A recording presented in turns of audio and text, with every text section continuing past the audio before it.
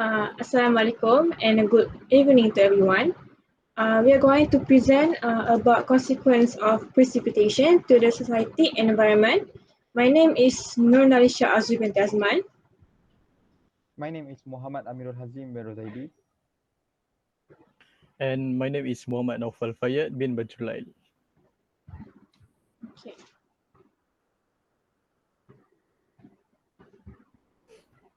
Okay, there's four content in the slide, which is introduction, society, environment, and conclusion. What is precipitation?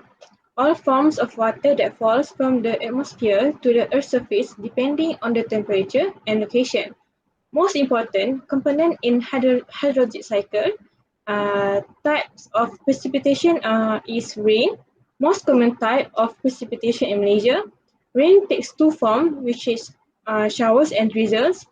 Hail forms in a complex dance between moisture and wind. Deep within cumulonimbus clouds, ice crystals form and begin to fall towards the Earth's surface. Snow forms when water vapor turns directly into ice without ever passing through a liquid state. Sleet, mixture of snow and rain, and lastly is freezing rain, referred to as freeze, take place when water droplets become super chill. Society. In a society, we have structured our daily life around climate conditions. We are used to a normal range of conditions and may be sensitive to extremes that fall outside of this range. Climate, climate, range, climate change could affect our society through impacts on a number of different social, cultural, and natural resources. For example, climate change could affect human health, infrastructure, and transportation system, as well as energy, food, and water supplies. Vulnerability and equity. Climate change will affect certain groups of people more than others, depending on where they live and their ability to cope with different climate hazards. In some cases, the impacts of climate change are expected to worsen existing vulnerabilities. Geographic location affect their vulnerability to climate change. Indigenous people.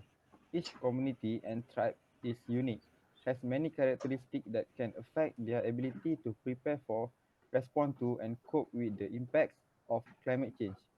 Urban population.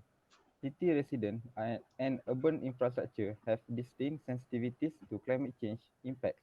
For example, heat wave may be amplified in cities because cities absorb more heat during the day than suburban and rural areas.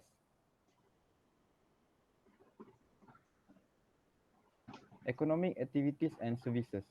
Certain areas that benefit from being located close to natural resources that support the local economy. Climate change could threaten these resources as well as the goods and services that produce and the jobs and livelihoods of those who depend upon them. For example, climate change will likely affect farming, communities, tourism and recreation, and also the insurance industry.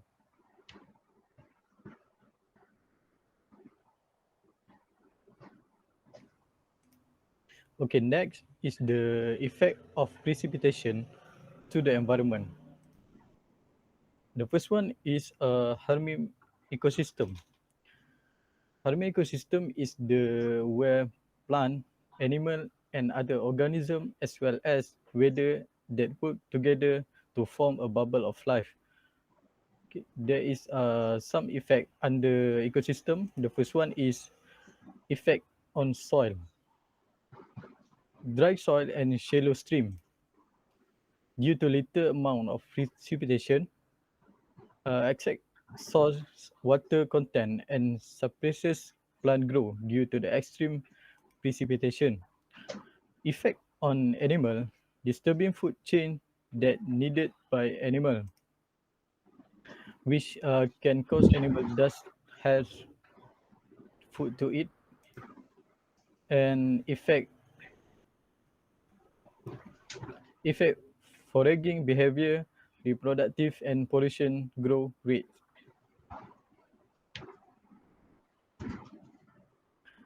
Next is effect on natural selection. The change in precipitation change on how the species survives. For example, the difference in precipitation over year have affected the size of seed available for the bird to eat. Effect on aquatic environment. Higher precipitation, the higher amount of input of dissolved chemical constitution and the increase in sea level. Effect on natural disaster.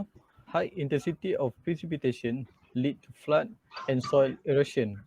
Deficit and ultimately rain lead to drought.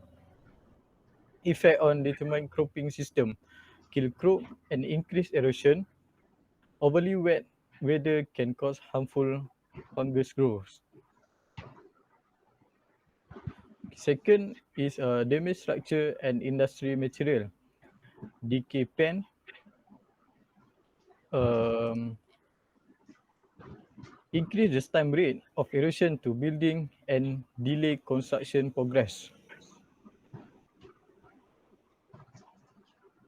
The last one is degrade water quality, decrease the quality of waterway that come from overload storm and sewer, increase the contaminant and sediment from urban and agriculture runoff during high rainfall, and the need of desalination increase due to the increase of sea level.